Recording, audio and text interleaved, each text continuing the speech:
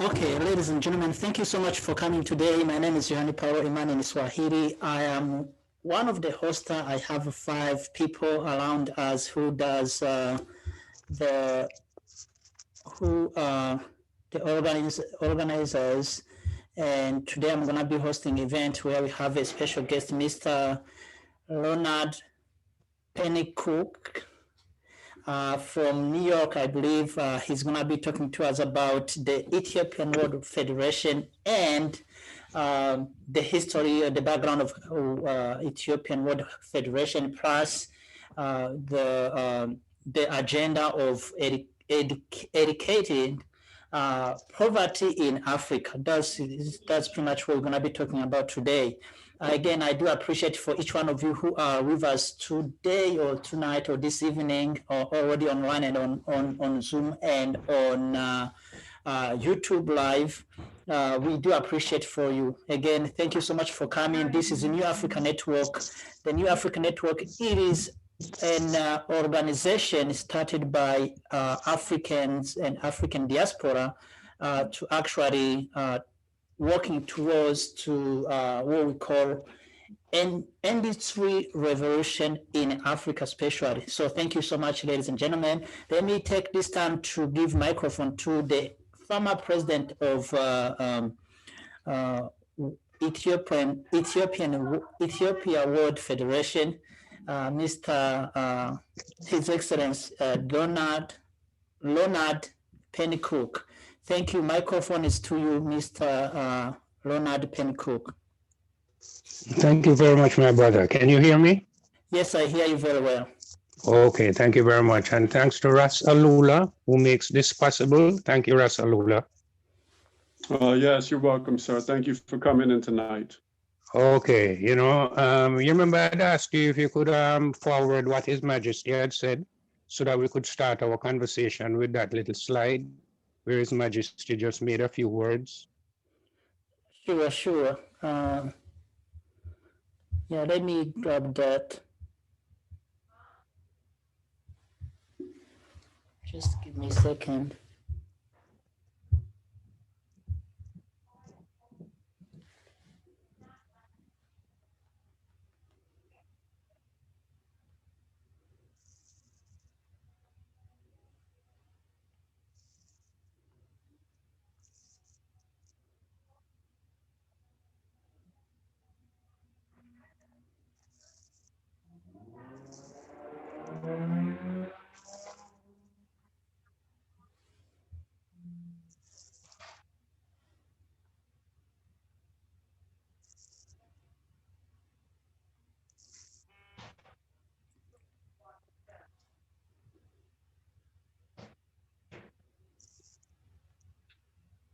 Raspen, that came in by text or by email?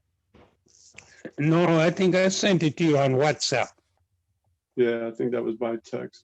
Is that the one you sent to me, Russ? I don't know. Yeah, just the last one. Yeah, the very last one I sent to you, I believe. I sent it on the NAN platform. Okay. I will look now again.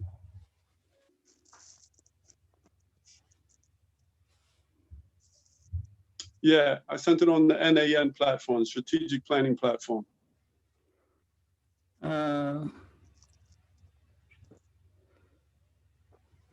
Yes, the one is say share. Okay.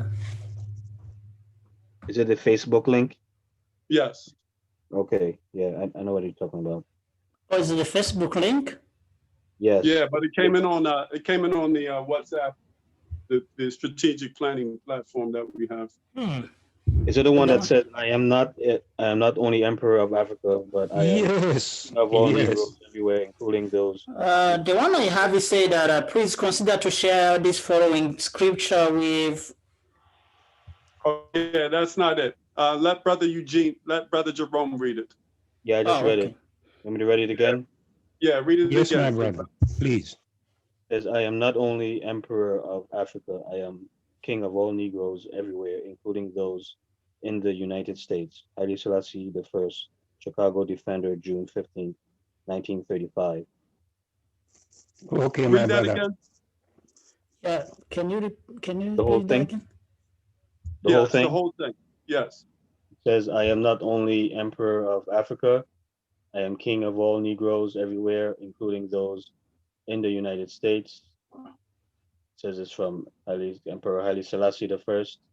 Says it's from the Chicago Defender, June 15th, 1935. That's it. Yes, my brother. No, June 1935 is when he said it, and World War II started in October 1935 when Rome invaded Ethiopia, right? So we don't have any evidence, but I would suggest that because he made such a statement, the colonial authorities, as they refer to themselves, based on the Berlin Conference, decided to, let us say, deny Ethiopia its independence and sovereignty. So Rome invaded Ethiopia in October, 4 months after he made that speech. And then now, the following year, 1936, Black Americans from Harlem put together a delegation and went to England, Bath, England, to visit His Imperial Majesty, whose government was in exile at the time, and expressed to him our desire to come and help Ethiopia, the diaspora, to come and help Ethiopia, because we recognized that Ethiopia sovereignty was Black people's sovereignty. And if Ethiopia was to lose its sovereignty, we Black people would be in a very, let us say, difficult place. So in 1936, when that delegation visited him in Bath, England, they told him that they want to help. So then now they left and came back to the United States. And then he sent his personal physician with a constitution and said to him, go to Harlem, give it to the people, and have them organize the race. Now, I don't have the Constitution in front of me, but I'm going to just really see if I can remember the preamble. We, the Black peoples of the world, in order to effect unity, solidarity, liberty, freedom, and self-determination, to secure justice and maintain the integrity of Ethiopia, which is our divine heritage, do hereby establish and ordain this Constitution for the Ethiopian World Federation Incorporated. And then when you turn inside and you turn to the section entitled Membership, it just says the Black race. Okay. So what he did now as the leader of the race was to turn over the responsibility to we, the Black peoples of the world, with our headquarters in Harlem, New York. And Black Americans were chosen to lead the race because of their qualification, right? So that's what happened at the start of World War II. In order to protect Ethiopia's independence and sovereignty, Black Americans went to the Majesty and told him that they want to help. And then he gave them a constitution and said, here, lead the race, organize the race, and then now come and help Ethiopia. They did an excellent job. And then now, after the war, victorious, yes, we were victorious in the war. So after the war, the Ethiopian government granted to the Ethiopian World Federation, which is the name of the organization, land rights in Africa, starting in Shishimani. All right. So that's what we have, a democratic constitution with land rights in Africa attached to it for we, the Black peoples of the world. I'm going to pause and see if anyone want to ask any question. I would like to say something. Based on what you said, it sounds like a very powerful thing. It sounds like what it did for the Black people in the West, who, for the most part, believe, and some still do believe, that due to the transatlantic slave trade and through years of brutalization under chattel slavery, So these black people believe that they don't have, or they don't know what their land is, where they are from, or what their heritage is. It sounds like what this organization did and what the Majesty did and those Black Americans from Harlem did was give the Blacks in the West, who through 400 years of slavery seem to have lost their identity. It gave them back an identity. It gave them a land. It gave them a historical land. It gave them many things that come with a land, which is interesting because our host, Brother Yohani, often has a forum where he asks the question, who is an African? And in that forum, he states who is an African. And if you can correct me, I know you will, Yohani, and you can help me out here too. You say an African must have, he must have land. He must have a tribe. He must have a nation that he comes from. Help me out, Yohani. When you ask, what is an African? Come on, Yohani, I need your help on this, right? Yeah. Tell me what makes one an African. Tell me now. Yes, there is three categories of Africans: Africans who are in Africa, never leave the continent, and Africans who were stolen from Africa by either Arabs or Western for slavery, and Africans of immigrants. So Africans who are in Africa, never leave the continent, must have definitely at least three things: one, the land, the tribe, the language of the tribe, and the culture. So those are for those who never leave the continent, because those who leave the continent, as we know, when the European special, they took all those three things away. That was the first thing they took. They took your last name, your language, and your culture. That was the thing. So people who are descendants of what we call slavery, they don't have those. Now, for people who, yes, seem like you're going to say something. Yeah. So to be an African, you need land, you need a tribe, and you need a language. Yes, you do. To be an African. So a white person in South Africa, right? I've been to South Africa. I've spent some time in Joburg and Cape Town and Pretoria and all over South Africa. And when I first arrived, they said, welcome to my home, welcome to Africa. And I said, but wait, you're not African. But they would say they are African. So according to what you just said, they cannot be African because they don't have a tribe that's African, a language that's African, a land, ancestral land or anything like that, right? Let me give you an example, okay?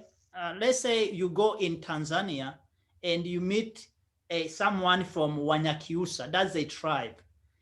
Wanyakyusa, there is the land of Wanyakyusa, okay? That is in a state called Mbeya.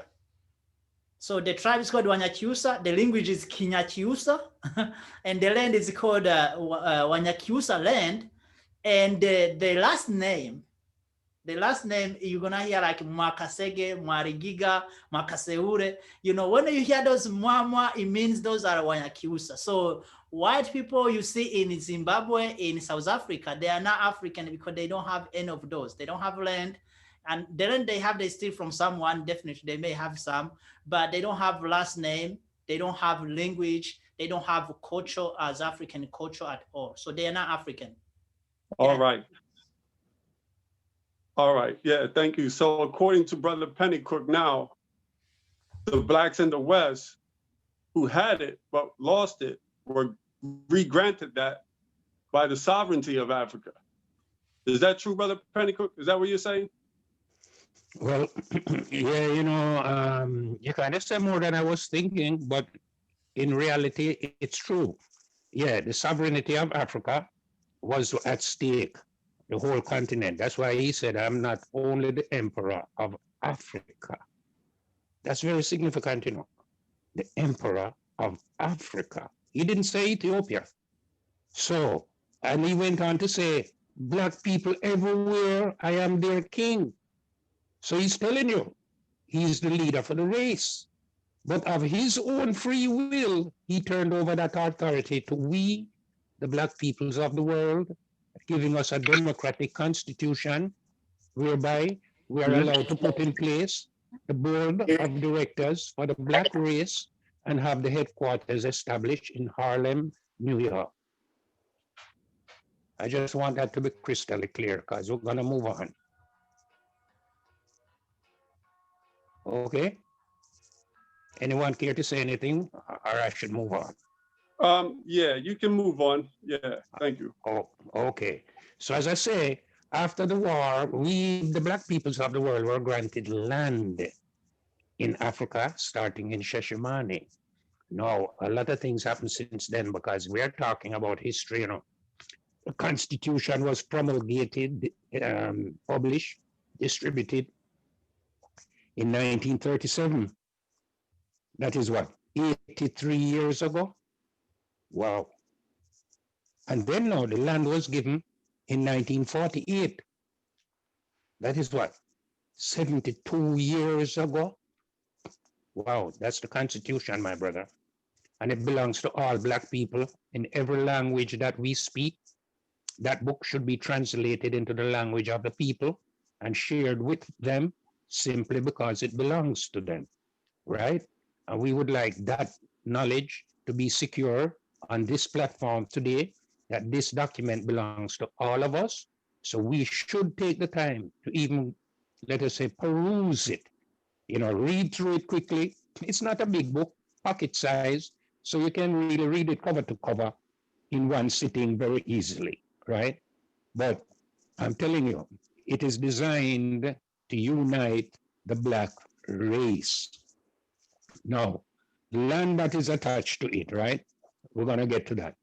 So it's two documents that is given by His Majesty to us black people of the world, including those in Africa, all black people. All right. He gives us a constitution for a social reason, and he gives us land for an economic reason. So we then now have to take a close look at what it is we have, because the black race on planet Earth is the only race that possesses a democratic constitution with land ownership rights attached to it. That's a powerful document. But unless we, the people, take the time to comprehend what it really signifies, it may, let us say, go to waste. All right. So looking at the social side of the Constitution, it is designed to unite all black people. Now, the way our foreparents, the geniuses from Africa and Harlem, the way how they designed it is that the Ethiopian world means black people everywhere. The word Ethiopian refers to the black race in this document. So the Ethiopian world is speaking about black people all around the world. And then the third word, federation, it means it is a league where other black organizations join the league and strengthen the league. And then the league now will provide that single voice to speak on behalf of the race. It's a law. It's for we to comprehend it. Now, it is given in the Constitution modest numbers to get the unity started. And once the unity is started, those responsible are then charged to serve the interests of our people by making economic development a priority so that the people can see for themselves the economic benefit of, let us say, they're now establishing their right to be a member in the Ethiopian World Federation. So I don't want to go too fast. So let me pause again and say if anyone have any questions. It's a league. Do we know what a league is? Of course we do. A league is just a league. It's not a team. But teams have to join the league in order for the league to become strong.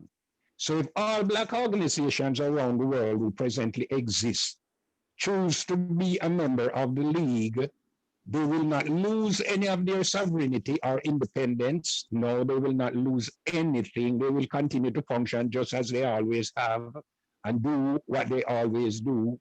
But joining the league will be shown a procedure, a process to have delegates chosen from their organization to attend the convention annually to elect the board of directors, right? So that's what the league is. It's not telling you how to run your team. You run your team how you want to run it. But we need to come together so that we can have the strength of the race speaking as one. And in order to do that, each organization is given the right to accredit delegates based on their membership role. The more members you have, the more delegates you have. And then now those delegates will attend the annual convention and elect the executive board, 10 members, called the executive council, who will be responsible for directing the affairs of the race, right? So we have to understand what the federation is. It's a league where every black organization already has a charter in the federation waiting on them, but they will only get it if they do it of their own free will. No one is going to force anyone to do anything. So of their own free will, if they come and request that they want to join the league and become, all right, let's take now the Nation of Islam, for example. Now let us say the Nation of Islam say, okay, we want to come and join the league. How would this thing go? And we say, okay, the Ethiopian World Federation, Nation of Islam, local, and you're given a number because there are many members of Islam all over America. So each group has an identifiable number attached to it, distinguishing it from any other, and that would continue. So, for example, the Ethiopian World Federation, Nation of Islam, local number, and they are given a number, right? And so it would be with every black organization, right? You know, you are already organized, perfect. Now we need to be centralized so that the benefit can be one voice speaking for us that is respected at the highest levels of government all around the world. And that's something we have. It's just for us to comprehend it and then now put it into action.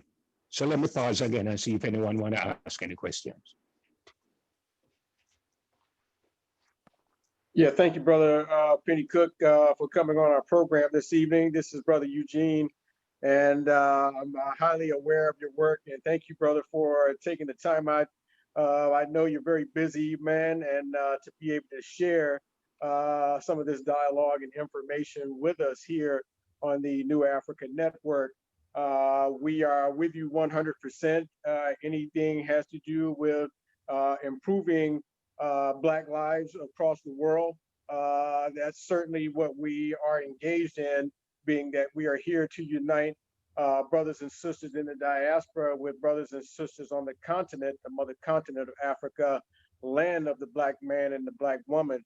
And certainly wanted to kind of weigh in on some of the dialogue that you've been presenting with the constitutional makeup of the Africa Ethiopian Federation. You know, of course, many of that part of the constitution that I've been reading that you had relayed to us is certainly a part of similarity of the Marcus Garvey movement during the 1930s. And as you know, as the time of Emperor Selassie was being challenged by some of the corrupt activity that was taking place on the continent of Africa with Italy, Mussolini, and other imperialists who were attempting to bring Ethiopia under attack.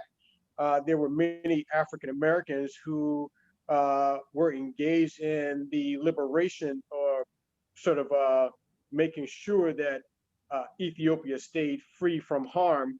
And a lot of the Tuskegee Airmen had and veterans of World War II had volunteered their lives to go over to defend Ethiopia to make sure that it did not, an outside invader would not take over our precious African lands, land of the Nubians.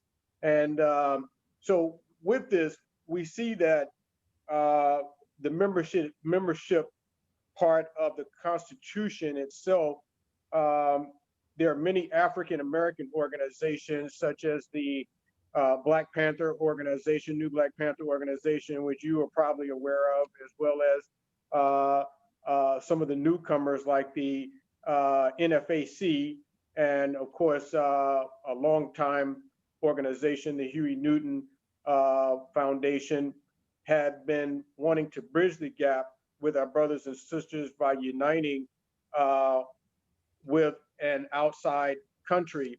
And Ethiopia could be very well the primary country that is needed to help solidify Africans in the diaspora being a part of the Sixth World African Congress, making it and identifying it as a nation to be kind of partnering up with our brothers and sisters on the continent, that we may be able to begin to put ourselves in a place of being able to take the United States in front of Christ we pray.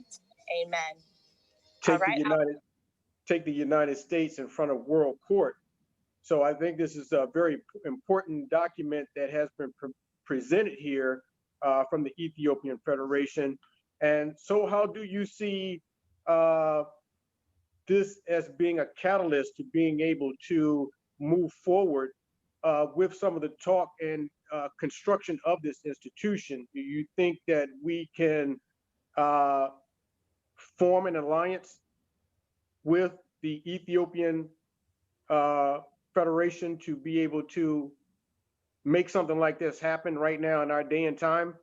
I think this is very important, especially with what we're seeing here in places where African people have not been treated very well under a judicial system, hostile systems that have been structured to keep Black progression from happening.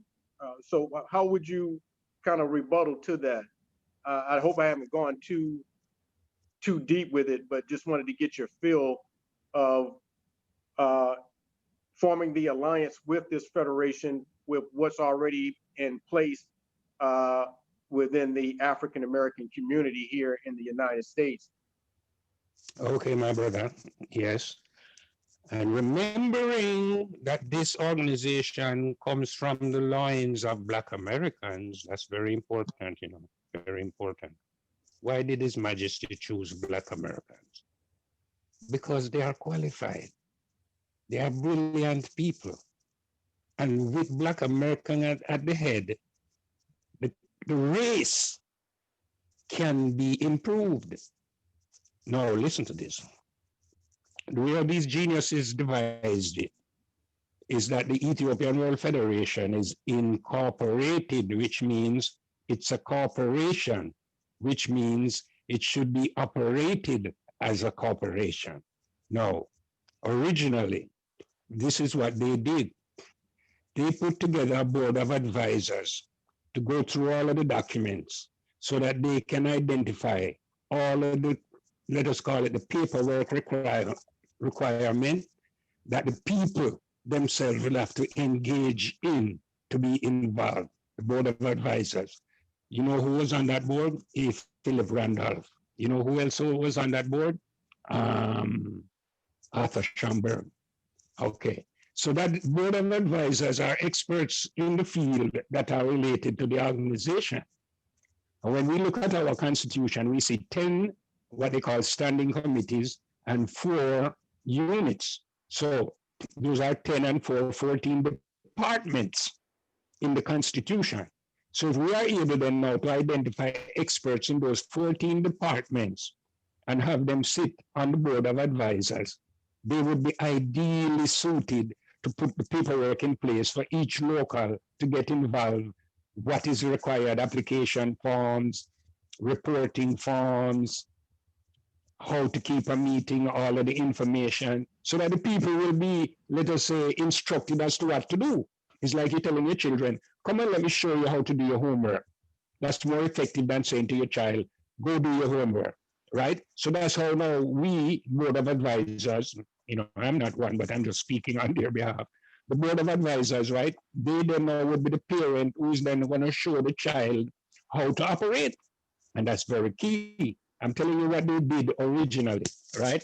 And then now, after they got that part together so that everything is in place now, charters, everything, they selected a Black American woman who was a superstar in her own right. Her name is Mamie Richardson, and she was a renowned opera singer who used to do command performances around the world for different royal families of the highest order superstar, Mamie Richardson.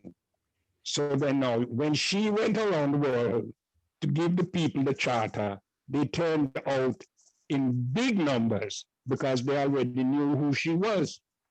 So now when we today now is looking at what our foreparents did, we can use that as a template to repeat it today and start to operate this corporation as a corporation like Amazon and any other big corporation. This is what this is. So it has to be managed in that manner.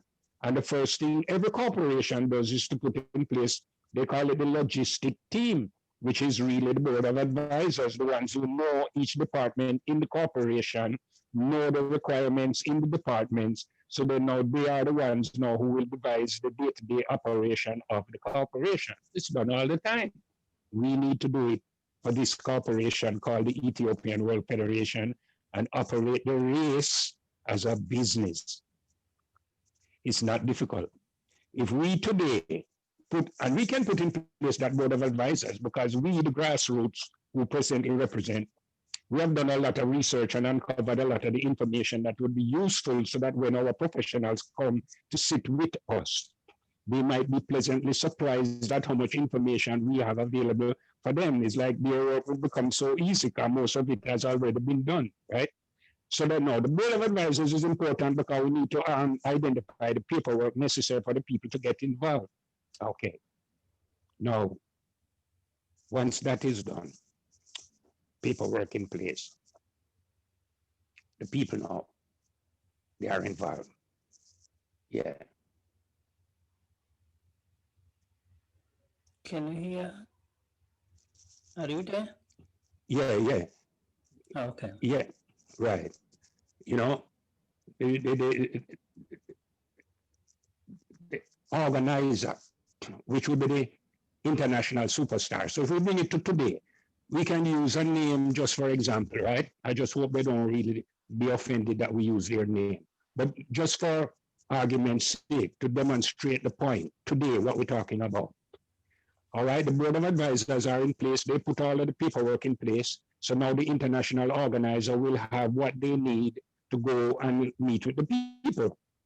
Now, in addition, there's other things that we haven't spoken about yet. The economic benefit. We're just looking at the social order. All right. So once now that paperwork is in place and the international organizer, let us say Beyonce, okay? Let us say we can convince Beyonce to serve as the international organizer for the race, and it will be her duty to visit the race all over the world and bring to them the good news of the Constitution, the land rights which they possess but don't know anything about, and so on and so forth. So we can package it so that it becomes attractive to our people once that type of an individual is charged with the responsibility of taking the good news to our people. Now, the reason why we need to look at that template is because using that kind of a mechanism, a good board of advisors that has everything identified, an international organizer who is an international celebrity, that's it. Those two working together will get millions, if not billions, of Black people involved very quickly. So that this is the mechanism to do it. Yes, all organizations, no care how many Black organizations exist, they are all a part of the federation. They just don't know it as yet. So once you have already organized yourself, good work. Now become centralized, and then now the benefit of joining the league is land rights in Africa, 25 acres per family. It has been brought down to that mathematical formula. So that also we will have to go into in more details later on, right? But what I'm saying then now is that on the social side, unity is our strength. Black people I'm talking about. And in order for us to unify, there must be a mechanism in place to do it. And that mechanism has to abide by law. It has to be law abiding. And that's just what our foreparents have given to us. The mechanism so that every organization come join the league. And if you're not a member of an organization, you can start your own organization or start a charter of the federation instead of starting something else and then joining the league. You just join the league and just start your own thing. So it's options, right? And then now, listen to this. The Constitution says that the headquarters in Harlem is given the responsibility to collect 10 cents per week tax from our people, 10 cents US per week tax. Now listen to this, it don't sound like much. But once we put 1 billion members on the books and we have identified that there's a mechanism that we can utilize to make that happen very quickly, this is not illusion, this is work. Yes, we know what to do. So that means now, we can put 1 billion members on the books along with technology and everything today. Oh, it's not that difficult. We just need a common message. And the common message is we all have land in Africa. You don't have to give up what you have in the West to get it. No, no, no. As a matter of fact, we would say to you, get more in the West if you can. There is no need to give up anything to get more. No. Keep what you have, but don't forget to go and claim what is rightfully yours. Because it will be there forevermore. If you don't go for it, it's not going anywhere. It will be there. So once you go, you will have it, right? So that means now, 1 billion, 10 cents is $100 million coming into Harlem every week. Every week, $100 million off of just 10 cents. So that is going to show us the power of our unity. That's where our power lies. And if we neglect that responsibility, it's almost like so we will retard our own growth. Yeah. But if we recognize that unity is a priority and then there must be a mechanism to achieve it, and if we can sit as a family and discuss it step by step and agree that this can be done, why not let's do it? Boom. There goes 100 million into the headquarters for 10 cents every week. And then we have the option of setting up other accounts of, let's say, 50 cents, $1. And then now you see what's starting to happen. Hundreds of millions of dollars coming into the headquarters every week. And then the Constitution reminds us that if we're truly serious about uniting the Black race, the first priority is banking. It's in the Constitution, banking. Yeah, that's the first priority. So that means now on our executive, on our board of advisors, a banker will be there. But then when we look at banking, we realize that banking has two portfolios that are not necessarily the same. In other words, two different skill sets.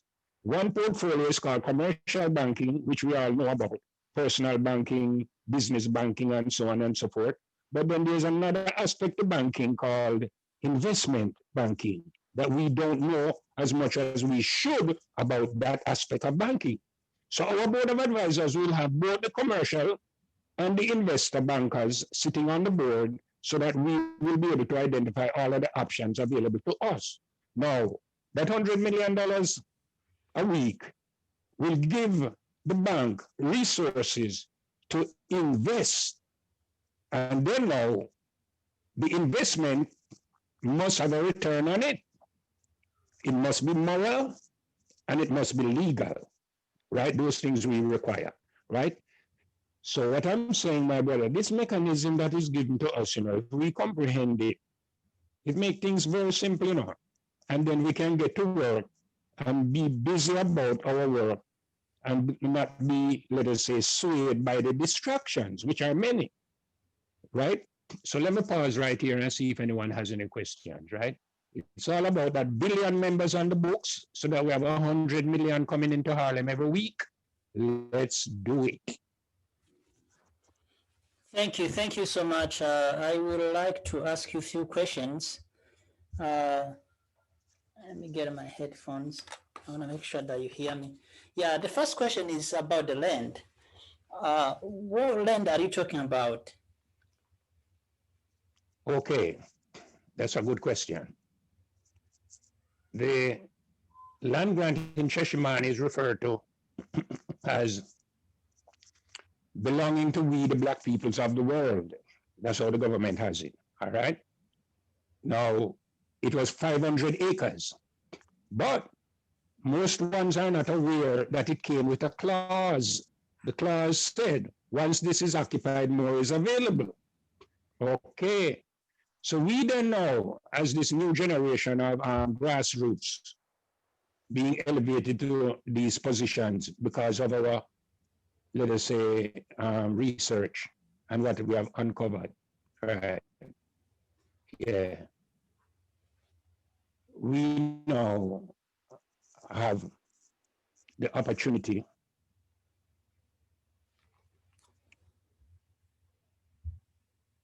to, state your question again, Mr. Moderator. State your question again.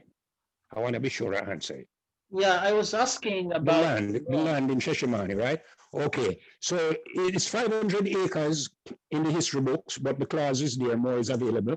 So what we did, we went to the government and said to them that we recognize that this is an invitation to come and sit at the table with our brothers and sisters and then collectively identify the problems that the community and the state faces, and then collectively propose solutions in common.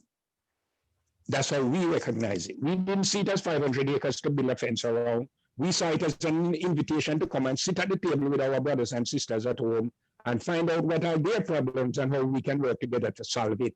So what we presented to the government was a plan to come and help 1 million families in and around the land grant.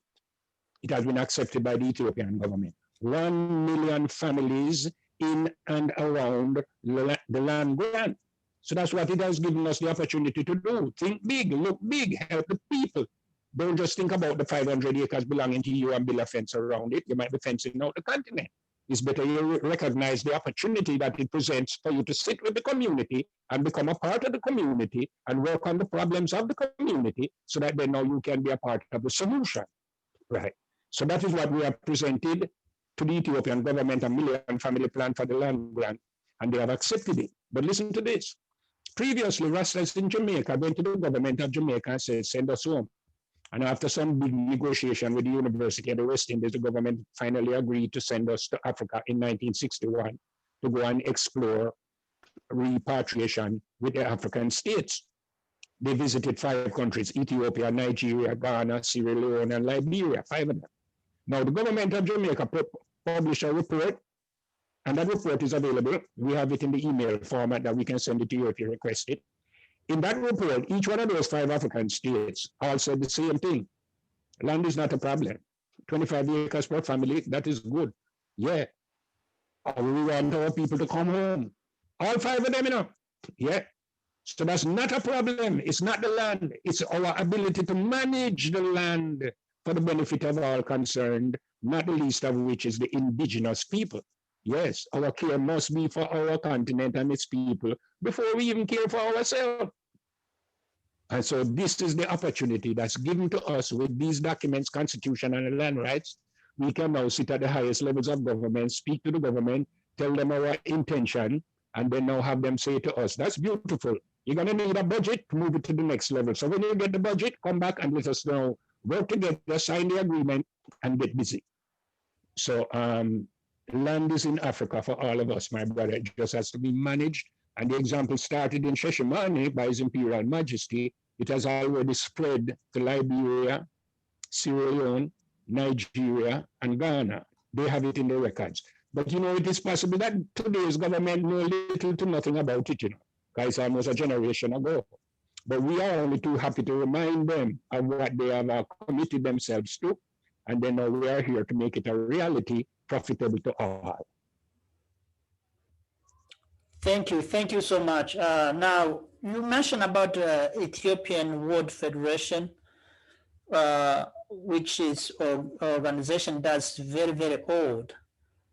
Can you tell us, like, beside fighting for Ethiopia, so that Ethiopia does not get colonized, or fighting Italians, can you tell us any other things, maybe the past 10 years you have done in the community, so we know, because it seems like it's not really being talked about. I even never hear about it until maybe I hear that from Mr. Las Arura. Before, I never hear about it. Do you know why it's not even being mentioned like that? Well, that's such a loaded question, right? But it's an intelligent question, a very good question, Mr. Moderator. Okay. Now, Hey, Brother Pennycook, check your device. It's going in and out. Yeah, okay. Check your device. Move some- back a little bit. Move back off of your device a little bit and steady it perhaps. Yeah, and Okay, I've experienced this kind of thing before, right? And what they usually suggest is that I turn off the camera and see if it makes a difference. You want me to do that? no. It's okay. We know what you look like. You can try that and turn it back on in 5 minutes. Okay, it's still distorted. Sounds good now. Sounds good now. No, you sound distorted. Whosoever just spoke, I didn't hear you. Go ahead, Mr. Good Penny. now. Tell I was us saying about good it. now. Right? Okay. Now, I was distracted a minute. Remind me where we were, please. I know the moderator asked me a question. Repeat Yeah, it The for me, moderator- please. moderator asked you why is it that he's The only now organization is heard not about the known. organization and people don't know about the organization. The simple answer is that the colonial powers becoming aware of the organization unleashed their authority on us and then did everything in their power to make sure that the next generation of Black people do not know anything about it. And because of the resources available to them, including Black agents, they were able to do that, take over the organization, run it as a secret society, and then now their children don't know anything about it, so that it was run into the ground as a secret society that eventually became dormant. So it is Oh, good. recently, we the poor people, of America and the Caribbean, becoming aware of what was done many years ago, had to go and reestablish this organization with the government, with the court, all of the institutions of the society that deal with these matters. We had to go and renew everything, the IRS, the State Department, the American government, the Supreme Court, all those places we had to go to make sure that we were, let us say, certified to represent the organization at the highest levels of government. So the perfect answer to your question is that this glorious organization with so much resources has to be started from scratch. That's where we are today. Yes, most Black people don't know anything about it, and the few that do, let us say they need help. So we are at the point now where we're going to get it started, let us say, once and for all, the right way, and then now get the benefit of it for all of our people. So yes, it's a glorious organization that was given to us, but our colonial foes, becoming aware of it, did everything, and they are very clever how they operate. Yeah, you already did it, run it as a secret society, so nobody don't know anything about it, and then it become dormant. That was so clever. Okay, Yes, yeah. my So now another question is concerning or regarding the same organization you are talking about. Where do you see yourself in the organization of Ethiopia Ethiopian Award Federation in next 10 years? Where do you see Okay. yourself in next 10 years at least? Okay, listen to this.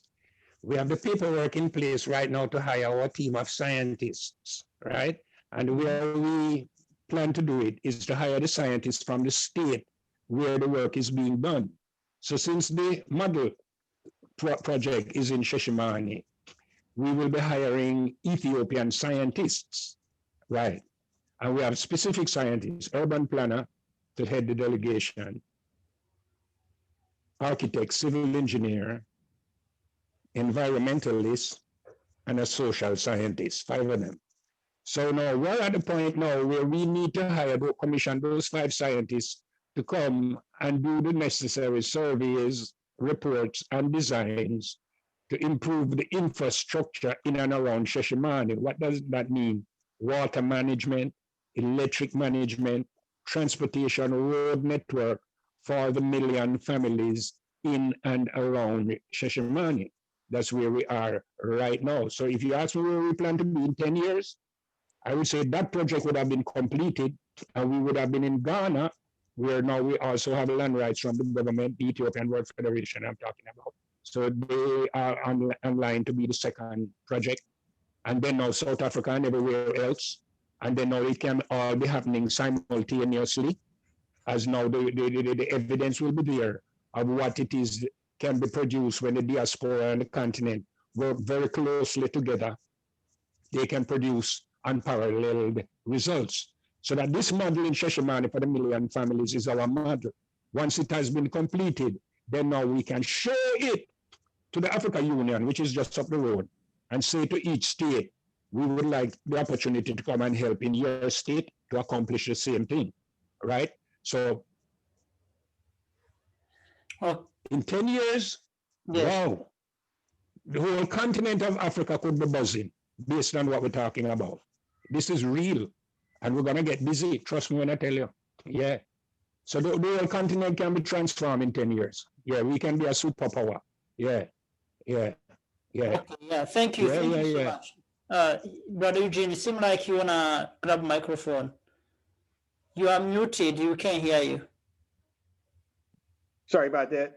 Yeah, Brother Penny Cook, yeah, speaking of that information that you just relayed to us, the African Union has been working very dire straight to get the economic communities established to where they can get some of the barriers dropped between the countries themselves to be able to trade a little bit more freely, which is actually part of the jumpstart of the African Industrial Revolution. And much of that started taking place a couple of years ago, as we know it today, slowed by the epidemic of COVID at the moment. But definitely, it seems like with this institution itself, we could be able to piggyback off of some of the information that the Ethiopian Federation has in place. As you say, it's a document that's been around for, sound like you say, what, for more than 100 years now. No, 83 years, 83. 83 years now. And it seems like it's definitely been long enough in existence where the African diaspora itself should have somewhat of some knowledge about this. But as what you're saying, this is definitely some African historical information that has not been relayed to the public, specifically to the Black communities, that we know something like this exists. But we also know with the dismantling of the Berlin Treaty on Africa, the new generation of African leaders are now looking at reforming a lot of the constitutions that was set up and established that had established the barriers between African people on and off the continent. And as a part of this economic factor, we do know that that is the answer to a lot of our problems. With this uniting with our brothers and sisters in Africa who are currently in business and doing business, the New Africa Network is here to make sure that we are able to relay and broadcast information such as what you've given us today to our brothers and sisters so that they can make informative decisions on our new plight for Black liberation. And so thank you, brother. We appreciate this information that you've definitely been able to relate to us. And I personally want to know what makes you what makes you tick? You know, what is it in life? I see you are very seasoned and have a wealth of knowledge uh, about what's taking place in the African diaspora. And I know you had some experience of what you've seen throughout your lifetime, the 50s, the 60s, the 70s. Of course, you know the 80s was very challenging times for African people.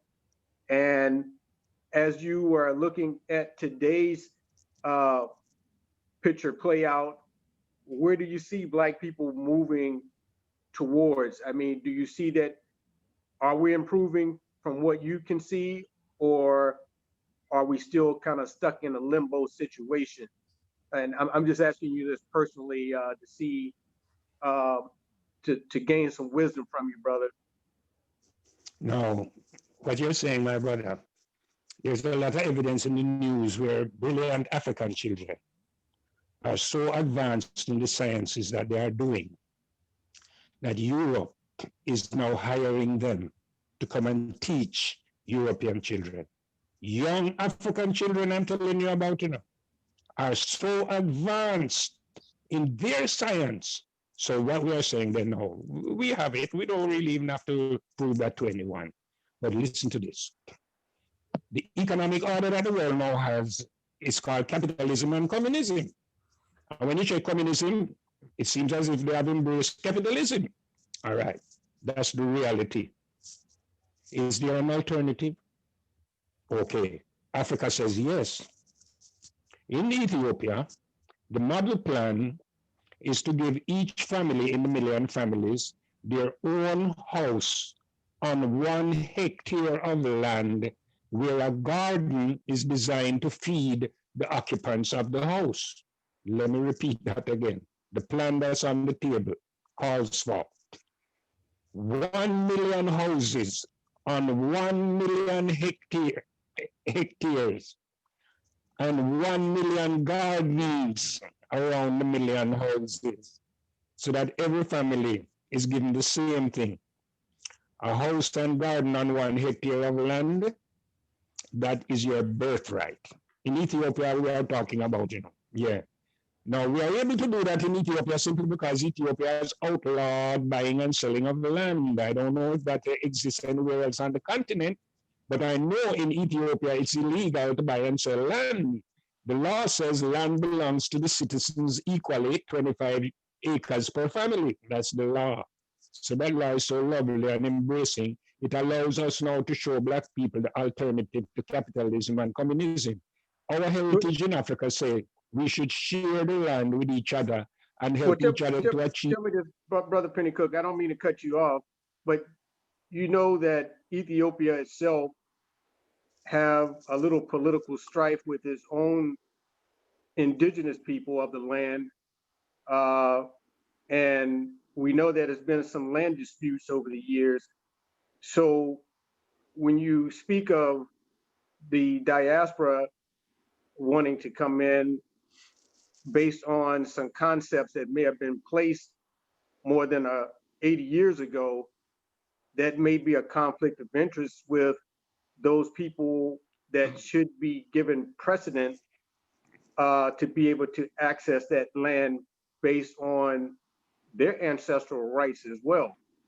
I understand that we as Africans in the diaspora, we have just as much rights to the land itself, but figuratively speaking, those who are there and have had roots there for more than, 100 or more years should definitely be given the precedence of divvying out land before we as people may be considered outsiders. So where would you say that would be at? I know there's a lot of tribes in Ethiopia, that have been pushed out of their indigenous land where their ancestral roots have been are located, and that goes throughout a lot of the nations in Africa.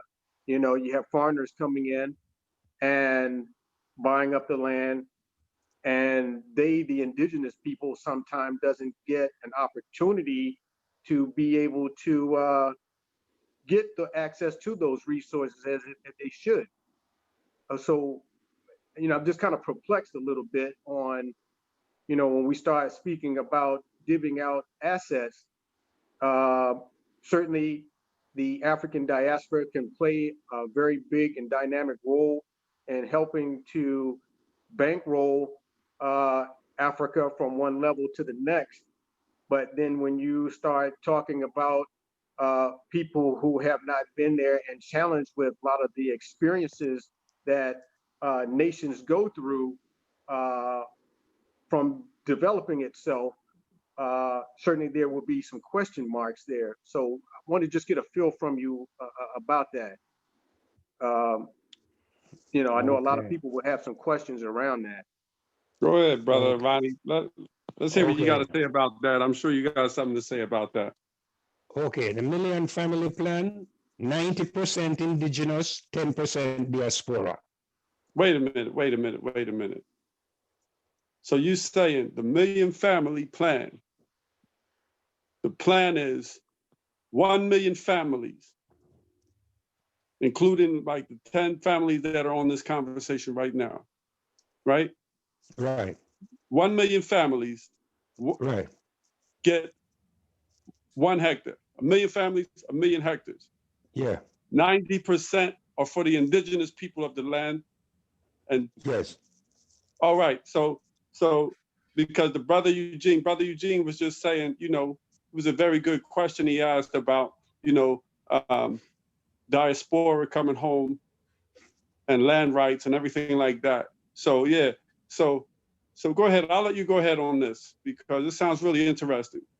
Yeah, because one thing I Right. can say, the African diaspora, we know that we're very connected to Africa and have just as much rights to Africa as any other African in the world.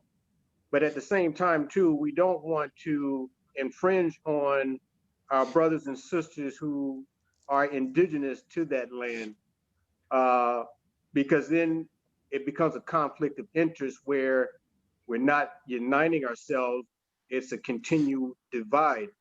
So what we're looking to do as a new African nation is to begin to share dialogue with our brothers and sisters to where we are comfortable enough to understand that we're trying to get on one code and accord, which is developing Africa to a place where it opens up the doors for all Africans in the diaspora, not just limited to people who are indigenous to the land itself now, but recognizing us as a united front of people being able to come together, bringing our resources together wherever it is that we're from around the world, because we know if we are participating to build Africa, Africans all over the world will be in an okay position, no matter where we may be at. So Well, let's hear Brother Pennycook take a shot at that one, brother.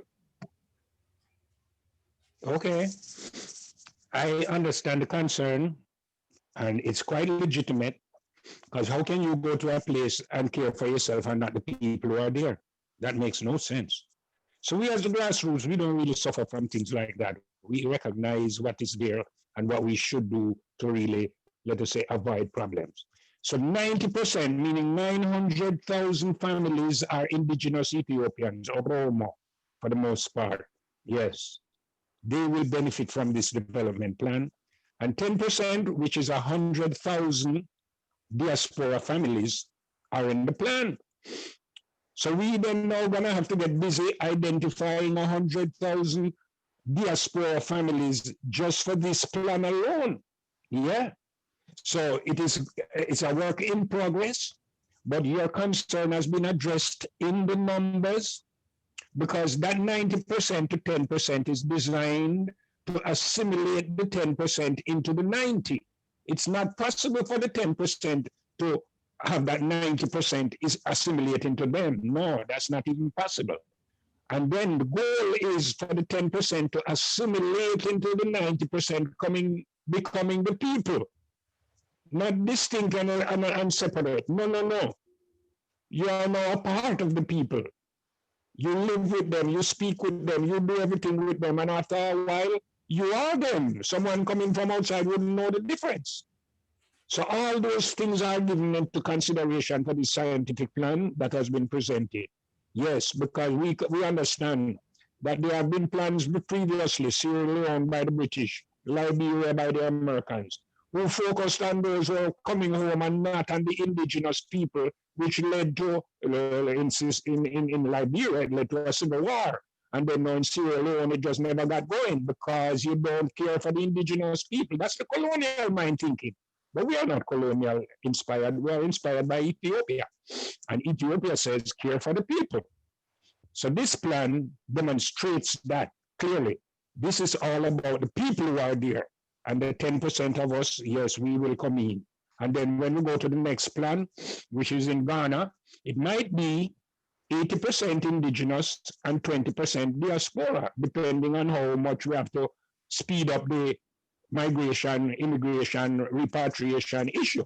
But as I say, what starts in Ethiopia as a model can happen simultaneously in every state. We have enough scientists in every state to make it happen. And once the resources are available, then there is nothing to prevent it. So that's why the continent can be transitioned in 10 years. Trust me when I tell you.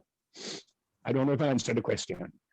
Thank you so much. I think you got the answer. Now, I'm coming with almost same question, but in different way. Again, it comes back to the land. Last Saturday, we had a special guest, Mr. Stephen Owoko from Kenya, and we asked almost same question about the land and our people, African diaspora, special African American and African Afro-Brazilians, and so on. And he said that if he become president, he said he's gonna cut the land and give to them. That's how he said it. I'm just repeating what he just said. Now, to you, it seems like it's already took place in Shashamane, which I know I never been there, but I have heard about it because I've been in Ethiopia a lot of times. But do you or did Ethiopian World Federation talk to the Oromo people, the original owner of the land where you guys are establishing? What is their position? Because these people are not, they're not gonna give the land like that. Or did you guys have any conversation and talk about it, or you received from His Majesty Haile Cyrus?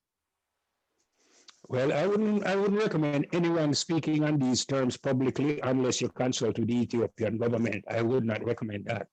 Yeah, man, we have consulted with the Ethiopian government, presented them with the Million Family Plan. They have accepted it, and they told us what to do. They were the ones who said to us, make sure we hire Ethiopian scientists for the job because they're not going to look favorably upon foreigners coming in to do the job when Ethiopians are at home and qualified. So yes, we are in negotiation with the Oromo government, and I must say, very cordial negotiation. We even touched upon a very sensitive issue, which was the alphabet, right? Okay. And yeah. we were saying to them that we recommend that all Black people around the world learn the Ethiopian alphabet. And the Oromo representative said to me, it's not Ethiopian, it's Arab. And I said, what do you mean by that? He said, the Queen of Sheba them up in the Arab place. That is their alphabet. And then I said to him, but don't you know that all of that name Ethiopia? Yeah, Ethiopia is from the continent to the Indian continent, and everything in between. There's no Middle East. That's Ethiopia. So when you're telling me now that the alphabet come from the Middle East, you're telling me it come from Ethiopia.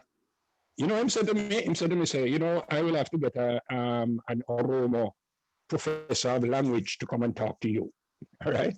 And then he never did, you know. But it just shows you, we were very cordial with each other. We love each other, yeah, because we are Oromo. Yeah, we are whatever the people is. Yeah, personally, you are who you are. You know who I am. I don't have to tell you. You can see it. That's who I am personally. But in the community, I am what the people is. Okay, yeah, That's what thank you. Ethiopia is teaching me. Yes, sir. Yeah, yeah, that's very good. Now, thank you because you are talking to them. I know there is conflict coming on and off. So moving forward, you mentioned something about the Africa Union. African Union was organization that is now order like Ethiopian World Federation, but is also old. Since 1963, this organization was put in place. This organization has done nothing pretty much that we can see, except being a two colonizers and safety zone for dictators. As you can imagine, we know all of them. They are hiding in African Union. So what is that? Why do you have any hope in an organization that has provided nothing for Africa? Okay. Now, remember now, the same challenges that the Federation went through, we would say during the 70s, 80s, and then early 90s, dormancy and so on and so forth. Those challenges exist in the Africa Union, meaning that the colonial powers, they're not going to sit idly by and allow Africa to unite. They have a vested interest in our disunity. So then now, we have to face that reality. But then now, if we, the diaspora, make ourselves united so that we become now a force for good in the communities in Africa, we will then now give the Africa Union an option. We don't need the capitalist money anymore. We now have our own economy based on the land where we do not have poverty in Africa based on that principle. So we will demonstrate to the world in the 21st century how easy it is to get rid of poverty if the people are so, let us say, they're now reminded and instructed. Yes, every family in Africa must have their own house and garden, and that's how we're going to get rid of poverty. On top of that, they will have access to education, training, skill training, science, arts, everything, because we are like that. All those things came from us originally anyway, so it's only right that we should return to the highest level in every field if we so choose. So those are the options that we, the diaspora, will be encouraging our continent to embrace, and we will do everything within our resource power to make it a reality. Thank you so much, sir. Now, moving forward, for now is coming back to how you say that you want to eradicate poverty in Africa. Eradicate. Yes. Sorry, my English is a little bended. I hope you guys understand me. Now, Yeah, so how do you gonna do that? What is the plan? Simple. Every family have a house and garden. There will be no poverty if every family have their house and garden. There will be no poverty. And then I say that is just the foundation. On top of that, skill training is available. Skill training is promoted so that our people will be encouraged to make products for the international market and become millionaires and billionaires. If they so choose, we will be protecting their rights to do so. Okay, yeah, looking Zambia, Chinese are taking over Zambia. Chinese are taking over Congo, DRC, I mean, Republic Democratic of Congo. China are also taking over Ethiopia. Last time I was not long ago, in like maybe 8 or 9 months, I was in Ethiopia. The longest building in Addis Ababa is built by Chinese. China is taking over Senegal. China is taking over any country you can think of, whole way to Somalia, even though it's not safe. Sudan, I don't know, any country you can think of. China is there. So what is the plan? Do you guys gonna stop Chinese, or you gonna go ahead and work with them, or what is the plan? That's a very good question, right? Now, on the international market and in the international arena, we work with every government, right? It's like that, right? We don't really have any prejudice against any government. But those deals that are made in Africa has to be spotlighted, right? From what I'm hearing, I don't know, but from what I'm hearing, it seems as if the Chinese negotiators are way ahead of the Africans. The Africans are giving up everything and receiving very little in return. So I'm saying if that is true, do I blame the Chinese? or do I blame my African brothers and sisters who should know better? But we, the diaspora, is coming with an alternative to the Chinese and the European. We are the alternative to Africa. We, the black peoples of the world, in our numbers, have the power to make an influence for the good on the continent. And that's what we should do. So all of these deals that are made, I can see there will come a time where we will go to these governments respectfully and say, we would like to renegotiate these deals. Or we are now nationalizing the resources and the land where no foreigner can own anything anymore, but we will listen to you as a business proposition in a lease arrangement. So we have that authority too, and it's by the pen. The parliament or the Congress, whatever the government agency is, follow Ethiopia's example. It's called Land Reform Act. Before that Land Reform Act in Ethiopia, you had a lot of landlords and big landowners and the people had nothing. So the land reform addressed that issue. The land reform says no more buying and selling, share it amongst the citizens, 25 acres per family, right? So that is what we have to recognize as a black people. That is really the source of our strength, economy, and getting rid of poverty. If we manage those laws correctly, we can't go wrong. Because there is always mismanagement and corruption and things that can come in, but we will be on guard for that kind of operation. Because we name the grassroots, we have suffered from corruption by officials too long for us now to go and embrace that kind of behavior. No, we will be on guard for corruption. That means we know how to put checks and balances in place to make corruption very difficult. And those who engage in it can be identified through the records. Yeah, that's how we have to do it. Yeah. Yeah, okay. So Thank you. Yeah, I just yes, want my to weigh brother. in on that, brother Penny Cook. And yeah, certainly this is some of the conversation that we've had over the last several months with the New Africa Network. African people learning how to negotiate their contracts a little bit better than what we have been doing. It seems like a lot of the confusion comes about, we'd be quick to blame Chinese or some Europeans for coming in, grabbing up contract opportunities that we, the African diaspora, should be engaged on ourselves to be able to do that.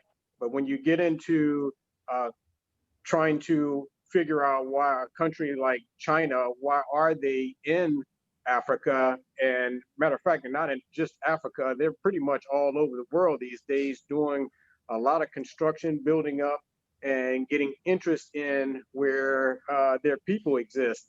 And for African people, I feel that sometimes we get left out of the knowledge of where these contract opportunities come in at and being able to negotiate those contracts ourselves.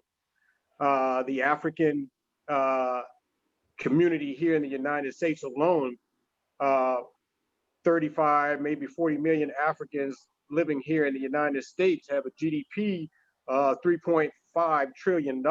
And that's not including the taxes that we put into and bankroll these places in which we live. But certainly, if we African Americans, just Africans in the United States alone was a country, we were ranked number 15 on the world most wealthiest countries that exist, right next to Indonesia and Malaysia. So that's the power that we have in our economics already. But now we do have new breed leadership that is coming in place, whereas at some point in time, our ancestors, our forefathers did not have the opportunity to negotiate contracts. So now we, as the African diaspora, is the catalyst to being able to grab some of the opportunity that exists in Africa. So, Brother Pennycook, with that all being said, I know we're getting a little late in the dialogue that we're having on the platform this evening, and tell the public, how can we get engaged with you and provide us with a little information about your website, if you have one, or perhaps some type of communication mechanism that our listeners and viewers can reach out to you on? Okay. The easiest way is by email, Ethiopian World Fed, Ethiopian World Fed, FED, at yahoo.com, right? That's the easiest way, right? Okay. And then we can take it from there. There's really a lot of stuff going on. In Ethiopia, there's an office in Ethiopia in Sheshimane that's responsible for the land, but I don't really have all of the information at my fingertips right now. But as we go along, we will be providing all of that information, And to do give you the people currently confidence. have a website as well? Do you currently have a website? Well, I'm sure that there are many websites calling themselves Ethiopian World Federation on the internet. I personally don't have any. No, and I'm not affiliated with any. But there are quite a few on the internet that says Ethiopian World Federation. Some of them provide very useful information, but that is evidence that we today, the grassroots, need our professionals to come and sit with us so that we can transition this corporation from mom and pop, which is how we are accustomed to doing it, mom and pop. And tell us, but it has to be transitioned to the corporate standard. And in order for that to happen, the professionals will have to come and sit at the table with us. So we are at that stage now where we say we're starting from scratch to do it the right way. Now is the time. And how many people exist in your community of people who are helping to move this agenda? How many people are in your organization today that's a part of this? Can you share that with us as well? Well, on record, there are over 30 locals functioning around the world. A local is 25 or more people desirous of starting a branch. They may do so. Some of those locals have hundreds of members. So I would say, 10,000, modestly, 10,000. Yeah. And where would you say the most majority of your members in the diaspora exist at today? Where would they be located? In the States or the Caribbean, or where would you say they would be located? I would say it's a tight race between the States and the Caribbean. Yeah, most of the members are in the States or the Caribbean, with a significant amount still in Europe and Africa. Yeah, we have locals in Africa and Europe also, France, England, yeah. It's all over the world. Trust me, and then you have elders who've been part of it all their lives who never hear anything about it, but now that they are hearing about it, are only too happy to come and tell us their story. So the Federation, it is well established in the history books, and it is legal at the highest levels of government. It is. Well, one thing I can tell you, the African diaspora right now, a lot of the think tank organizations are planning a African Liberation Day, and that has been some of the talks that started last year in Ghana with the Year of Abode, making plans to Africans from all around the world to meet in one country or one or two countries for a African Liberation Day celebration, and to the will be a historical point for announcing our unification as one collective of people. So yeah, let's definitely keep in touch with you, brother. You have provided some very vital information to us here in the African diaspora and on the network. Our listeners are very excited about having people like you come on and kind of share your personal experience. And so yes, hey, Brother Amani, anything else you want to get into? Any other questions you may have for Brother Pennycook before we get to the end of this conversation? Discussion? Yes, I do. I have last question for him. Let me go on. Let me share something little quickly on screen. I don't know if he's gonna be able to see that, but each one of you should be able to see this. Here we go. So now back to this is the real question. You talk about economy and the poverty in Africa. As you can see on the screen, we have US dollar and Ugandan shillings. So one US dollar, it is 702 and 92 cents in Ugandan shillings. How do you think you can fight or you can increase economy if the exchange is this low? Think about if you buy one car for 3,700 and then you sell it for $1. You see the difference. So how do you think we as Black people in general, not only the Ethiopian World Federation, but we Black people in general, how can we bring our economy to the level of the money can actually be almost at least balanced or equal? Because if more our money is very, very cheap like this, it's more Europeans or colonizers or even China as well, they come and steal our natural resources by paying us nothing. Pretty much, it's like if you get 1 pound of coffee, you may gonna be able to pay $1. You know, so how can we change this? What is the agenda? How do you think we can change this kind of not fair game in terms of exchanging money? Okay, my brother, I'm not an expert in the money business like that, but from what my observation tells me, right? Yes. Industrialization is what is lacking in Africa. Industrialization. We need to make the products that we use in Africa. Farm products, we need to make it. Automobiles, we need to make it. Airplanes, we need to make it. Ships, we need to make it. That's it. Industrialization. But then we, the diaspora, I'm telling you, we have an influence to bear on all these matters. Once we get our unity, let us say, certified, where it is producing that flow into the headquarters, giving the investment bankers resources to work with, we can help Africa to achieve that. We get rid of poverty and then we build the economy, right? So it has to do with us. And we have to be the creators of the products that we use. If we continue to really buy it from overseas, our currency gonna suffer. But once we get into manufacturing, which is not difficult, no. As a matter of fact, I can see where, let us say now in Sheshaman, this development project, we have an industrial park, and I can see where we could go to, like say, let us use a John Deere, for example, because they make farm equipment.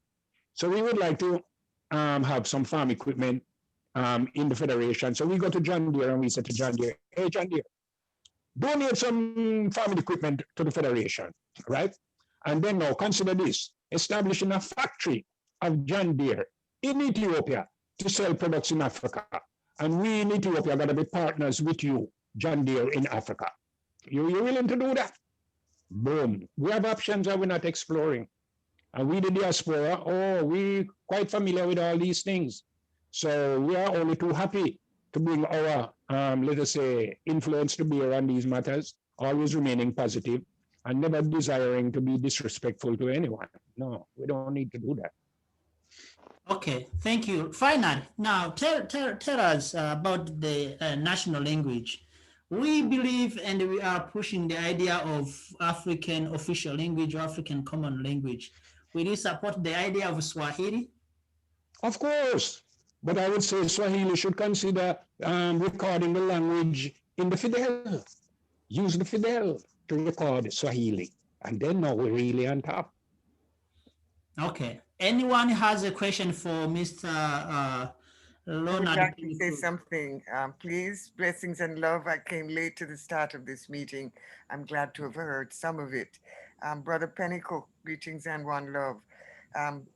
Someone who's been working very hard for the projects, the ideas that he has presented here. The Ethiopian World Federation is a long-standing organization that has done much work for the Rastafari community worldwide, globally. And still trying to unite us and still trying to do things that are positive. Of all the suggestions that he's put forward, they're all so good that I could only wish that he and the Ethiopian World Federation and leaders in the diaspora like him could really be in control of even one African country so as to implement some of these ideas. They're all so good, but that we wonder how come the leaders who are there are not doing these things. I don't know. This is such optimism, and I'm an old lady, but I can still think of what will be in 10 years, 20 years' time. So we can only continue to speak these good ideas among ourselves, spread the word as widely as possible, and bring more people together to really see if they can be implemented. I just wanted to put my 5 cents worth into this excellent conversation. One love. Thank Thank you you, very much, Queen. sis. Thank you. We Thank you. appreciate it. Anyone has last comment? If there is no one, we're gonna end our panel discussion again. Thank you so much, brother. Actually, I have And one question, brother. yeah, go ahead, OP. It's actually for brother. Yeah, it's for brother Pennycook. So I might have missed this point somewhere in the conversation, but I just wanted to learn a little bit more about the Ethiopian World Federation. You know, the leadership and negotiations going on with the world's leaders. What is, how do you explain the leadership of that of the Ethiopian World and the African Federation? Does it lead all the way back to the presidency in Ethiopia, or all the way back to Haile Selassie? No, it really leads back to Harlem, you know. Yeah, His Majesty was there to approve it, but it's really Black Americans who are responsible for this glorious organization. Yeah, man, the genius is from Harlem. They were the ones who put it into action, and then we are standing on their shoulders today and reminding them of their responsibility, because with their help, we will move this thing at a turbo speed. Without their help, yeah, we can struggle. Black Americans I'm talking about. Awesome, awesome. Is there a way we can learn a little bit more about that hierarchy, the way it exists to today? Is it being documented in a way that we can learn more about that and associate better with the principle and the understanding and the hierarchy? Okay, now what I like to say in a case like this is that educated rich people struggle with democracy. So undereducated poor people, do we expect them to struggle more or less? All right, time will tell, right? So what I'm saying now is that we poor people who have the responsibility to represent this glorious organization, we are struggling, yeah, because we still, let us say that now, have not defined democracy in its right term. To us, democracy means we do what we want when we want and no one can tell us what to do, right? It sounds very seductive, but that's chaos. That's not democracy. Democracy has rules and we have to follow the rules. So we are at the beginning stage of this organization's revitalization, my brother. It started in World War II, did a great job, then went dormant, and now we poor people has picked it up and they're now starting to revitalize it and recognizing its potential and inviting our professionals to come and sit with us so that we can, let us say now, collectively decide what is best for the people. Yeah, understood. Thank you for the explanation. I'm just trying to get a better understanding because of the it's really been very great hearing you talk tonight, and some of the responses that you've given are really commendable and really enlightening. And I think this is a good initiative. So just trying to kind of align with that energy. I believe there's probably representation right now, right? Because I hear you talking about negotiations and some treaties that are being discussed with the powers that be and all that. So just trying to understand what is that leadership? Who's the representative at that level, communicating with the powers that be, just to know how to align properly. Okay, there are two tasks given to us, social and economic. The social task is in Harlem, that's the headquarters. The economic task is in Sheshimane, and that is the office that is established in Sheshimane. Two separate tasks requiring two separate skill sets, but they work together intimately for the benefit of our people, right? So what is going on the social side needs a lot of improvement. But I'm not ashamed of what has happened, because we poor people who have achieved all of this, we weren't supposed to achieve this in the first place. But now that we have achieved this, being in the ground level, and recognize the high potential for this organization, we are pleading with our professionals to please come and just sit with us so we can have a family discussion about these matters, and then we can decide collectively what to do about it. Understood. Thank you so much. Well, at least we have you, so we would stay in contact other questions. Thank you very much for that. Thank you so much, ladies and gentlemen. This concludes our meeting for today. We will meet next Saturday, where we're gonna have a special guest from Tanzania. He is a speaker for the On Power political party, which is called CCM. In Swahili, it's called Chama cha Mapinduzi. This is the political party since 1961. It has been on power. So he's gonna be with us this coming Saturday. Is Mr. Gerard Kisugure, something like that. I can't remember exactly his name. So we will ask him a lot of questions about the government and then the election, which is coming up next month. Yeah, again, we will meet on this same panel discussion, same time, 6 p.m.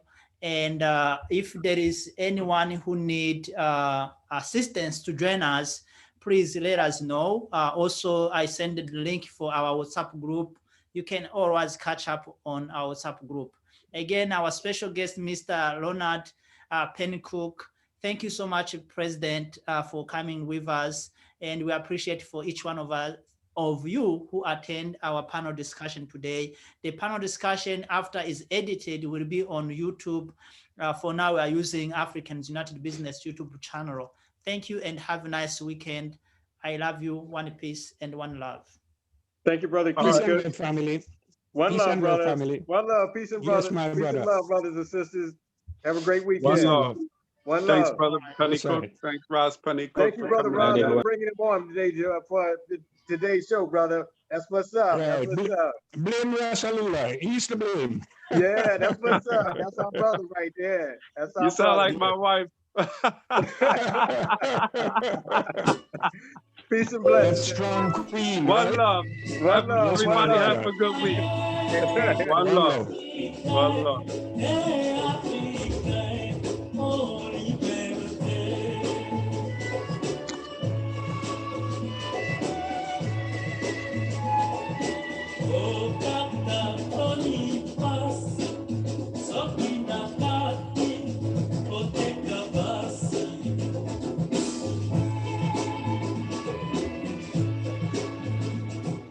Na basi oyo ya boye, kai na bana